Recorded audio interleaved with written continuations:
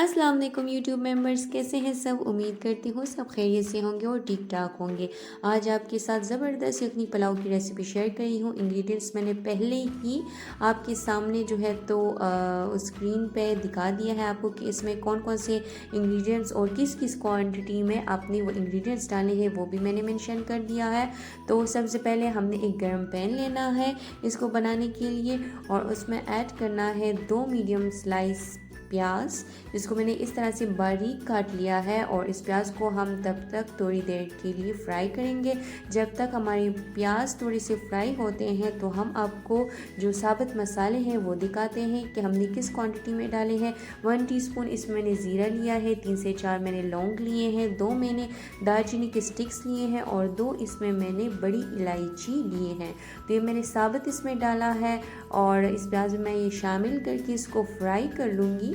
Fry करेंगे आप इसको कुछ देर तक। और तब तक मैंने आपको ये पाउडर दिखाया है, ये पाउडर नहीं है बल्कि ये है मेरे पास खुश्क धनिया 1 टीस्पून और मेरे पास साबुत ज़ीरा 1 टीस्पून है। इसको मैंने सिंपली ग्राइंड कर लिया था और ये मैंने पाउडर की फॉर्म में रख दिया है।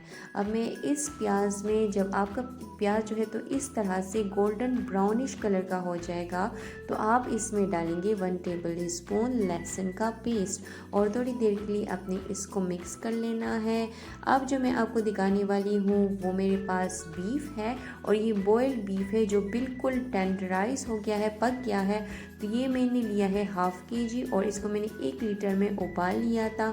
और सिंपली जब ये नरम पड़ गया था 15 to 20 मिनट्स मैंने इसको प्रेशर कुकर में उबाला है और ये नरम हो गया था, गल गया था। और जो यखनी थी वो हमारे पास 2 गिलास तक करीबन बच गई थी। तो इससे मैंने बीफ को अलग करके इसमें जो मैंने मसाला तैयार किया है इसमें बीफ को डाल के मैंने थोड़ी देर के लिए इसको भूना है। थोड़ी देर के आप इसको भून लेंगे और फिर जो मैंने पाउडर तैयार किया था ज़ीरा और खुश्क धनिए का 1 टीस्पून दोनों थे, तो ये 1 टेबल स्पून बन गए हैं और मैं इस गोश्त में ऐड कर लूँगी और इसको थोड़ी देर के लिए हमने मिक्स कर लेना है। चावलों को आप पहले से भिगो के रख दीजिएगा। चावल मैंने अच्छी तरीके से 2-3 बार धो लिए थे और उसमें मैंने पानी डाल के उसको 1 घंटे के लिए सोक कर लिया था। अब ये मैं डाल रही हूँ इसमें चिकन पाउडर और चिकन पाउडर मैं इसमें 1 टेबल स्पून डाल सकती हूँ, ये ऑप्शनल है, आप डालना चाहते हैं। मैंने टेस्ट इन्हेंस करने के लिए डाला है। अब इसमें मैं डालूँगी 1 टीस्पून जो सुर्ख लाल मिर्च है उसको मैंने थोड़ा सा कूट लिया था, कुटी हुई लाल मिर्च है वो मैं इसमें डालूँगी।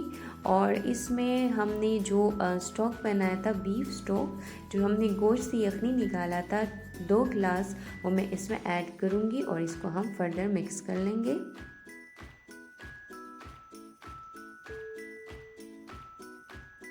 अब इस यखनी में मैंने डालना है 1 टेबल स्पून सॉल्ट और सॉल्ट को अपने टेस्ट के हिसाब से आप कम ज़्यादा कर सकते हैं। हर वीडियो में मैं आपको ये डिस्क्रिप्शन देती हूँ कि आपने इसको अपने टेस्ट के हिसाब से, बाज़ लोग कम ज़्यादा खाते हैं तो अपने टेस्ट के हिसाब से अपने नमक को मेंटेन रखना है। इसमें 1 टीस्पून मैं ऐड करूँगी गरम मसाला पाउडर, इसको हम मिक्स करेंगे। अब मैं इसमें डाल रही हूँ जो खुश्क आलू बुखारा है 3 से 4 मैंने लिए हैं और साथ में इमली के जो दाने होते हैं वो भी मैंने खुश्क इमली 3 से 4 लेके इसमें डालूँगी और इससे इसका बहुत ही अच्छा जायका आएगा, बहुत ही ये मज़ेदार से बनेंगे।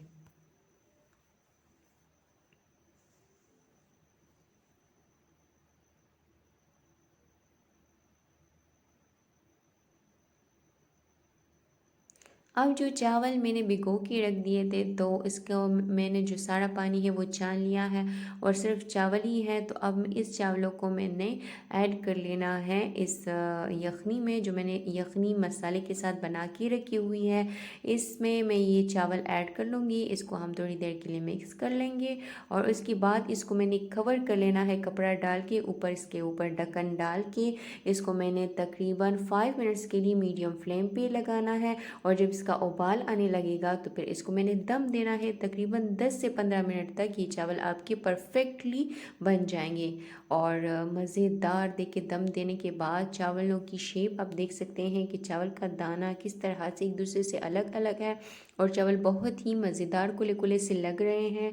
तो ये जो मैं आपको पुलाव बता रही हूँ ये वाकई बहुत ही टेस्टी है और ये ऐसे खुशबूदार पुलाव है कि आपके सारे घर में इसकी खुशबू फैल जाएगी और लोग आपके दीवाने हो जाएंगे, आपके फ़ैन हो जाएंगे। इस पुलाव को बार बार आपसे फरमाइश करेंगे। तो प्लीज़ इसको मस्ट ट्राई कीजिएगा। अब हम इसको डिश आउट करते हैं। इसको आप किसी भी कढ़ाई के साथ सर्व कर सकते हैं। और जो मैंने आपको हाईवे स्टाइल में चिकन कढ़ाई बनाना सिखाई थी उसके साथ आप ये मस्ट ट्राई कीजिएगा। इसका कॉम्बिनेशन उसके साथ बहुत ही ज़बरदस्त लगता है। और प्लीज़ कमेंट में मुझे बताइएगा कि आपको मेरी ये रेसिपी कैसी लगी और इसको बना के अपना एक्सपीरियंस भी मेरे साथ ज़रूर शेयर कीजिएगा। प्लीज़ मेरे चैनल को सब्सक्राइब कीजिए, लाइक कीजिए, कमेंट कीजिए, शेयर कीजिए। मुझे अपने दुआओं में याद रखिएगा और अपना बहुत सारा ख्याल रखिएगा। मिलते हैं नेक्स्ट टाइम बहुत ही अच्छी ज़बरदस्त रेसिपी लेके। तो मुझे दीजिए इजाज़त। अपना बहुत सारा ख्याल रखिएगा। अल्लाह हाफिज़।